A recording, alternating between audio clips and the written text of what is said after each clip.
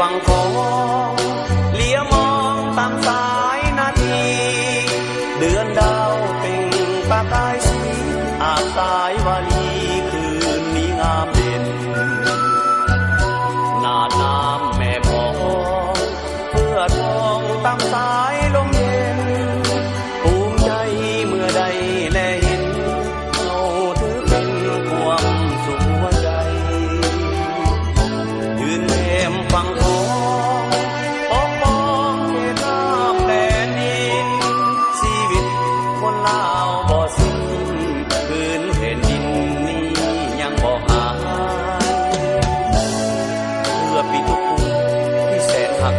ได้อยู่เย็นสุขสันต์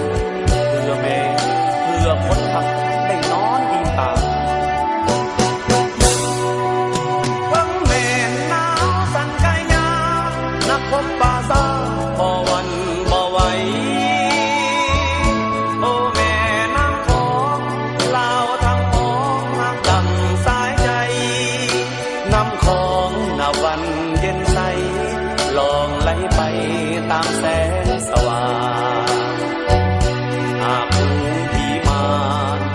ลวงล้ำหน้าน้ำแม่ของพวกมันต้องคือกระแสฟองแม่น้ำของทางลงลีพี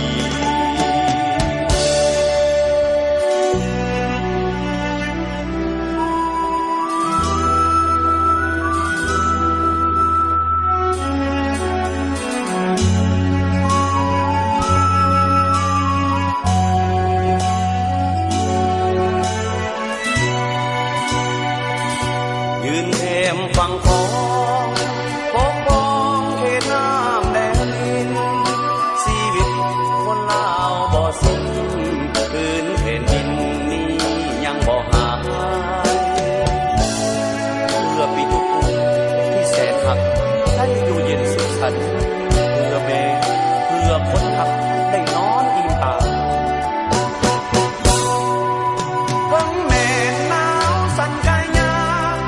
พบป่าซาบ่วันบ่ไหวโอ้แม่น้ำของลาวทั้งพ้องนักดังสายใจน้ำของนับวันเย็นใสลองไหลไปตามแสงสว่าง